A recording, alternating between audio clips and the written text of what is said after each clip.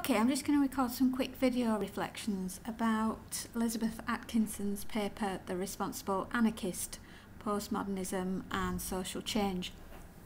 So I've been reading through briefly and kind of trying to get to grips with the content of the paper, and I think that broadly what's said is that there are two camps, and there are those who are anti-postmodernism and there are those who are pro-postmodernism. And the people who are anti-postmodernism include theorists like Bailey, Skeggs, Colin Hill, Kelly, Soper, Hammersley, and so on.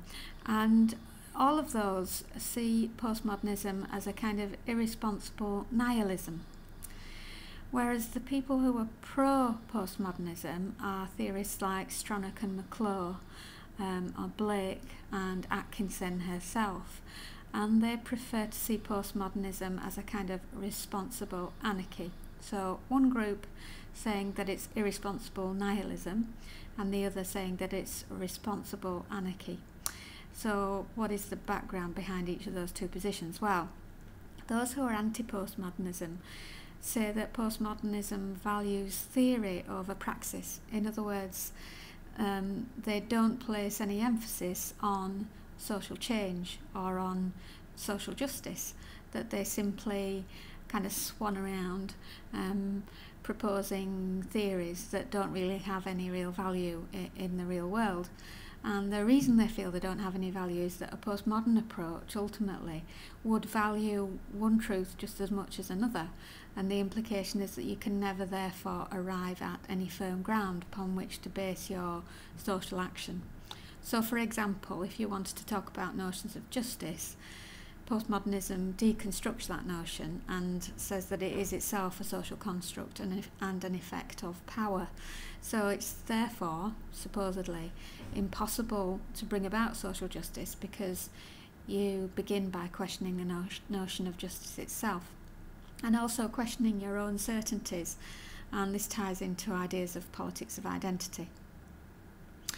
So Atkinson tries to kind of typify what postmodernism means to her, and she sums it up as being a resistance to certainty, a denial of reality as being fixed, an acknowledgement of complexity, an acceptance of subjectivity, a questioning of tradition, and a rejection of hierarchies, or of a kind of either-or approach to theory.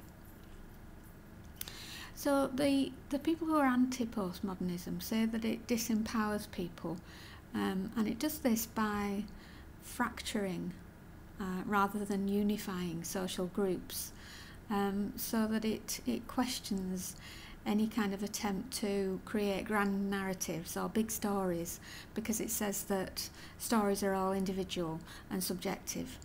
And it also, I think the implication within the sort of notion of theory that Marxists, for example, have, is that theory should have some kind of teleology. It should have a final cause. It should have a purpose to it. So what is the good of theory if it doesn't bring about social change? Whereas a postmodernist wouldn't take that particular view. Critics of postmodernism also are unhappy about the way in which the postmodern approach is to say that language is unstable. And Harkin is one example who says that this is an endemic pessimism associated with postmodernism. And it emphasises difference rather than unity, and so he's unhappy with it in that sense. And similarly, Bordeaux says that the way in which language is seen to be quite shapeless by postmodernists kind of makes it descend into a sort of relativistic, solipsistic approach that never really arrives at any answers. In trying to kind of refute this, what Atkinson says is that postmodernism creates social critique and therefore forces change. So she's trying to argue against the fact that it's disempowering and that it can't be used as an agent for social change. And in reading this part of the paper, I began to think about the story of the Emperor's New Clothes. And And it seemed to me that the postmodern stance is to question accepted notions. So just like the little boy in The Emperor's New Clothes kind of suddenly says, well, actually, the king is naked. I wondered about, and that's what postmodernism does, doesn't it? It kind of questions accepted notions and regimes of truth. And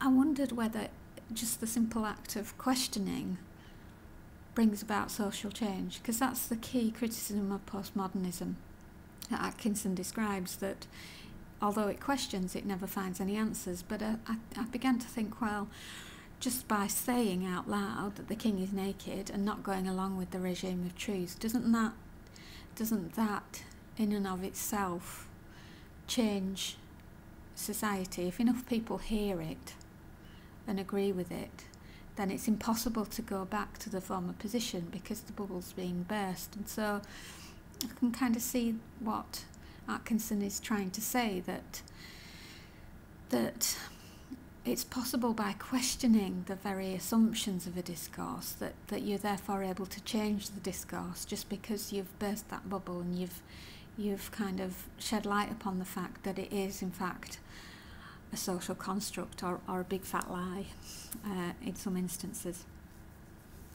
So she says that this is a kind of strategic postmodernism that imagines alternatives. So by questioning a kind of dominant discourse, you're able to subvert it.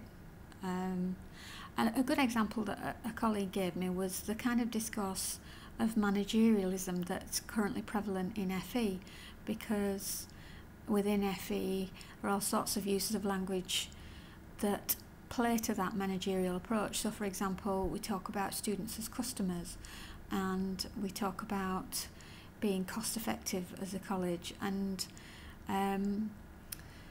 because of the way in which FE is kind of tied down by funding and constrained by funding, that has become a prevalent discourse, and a way in which people within FE are controlled. It controls their working practices.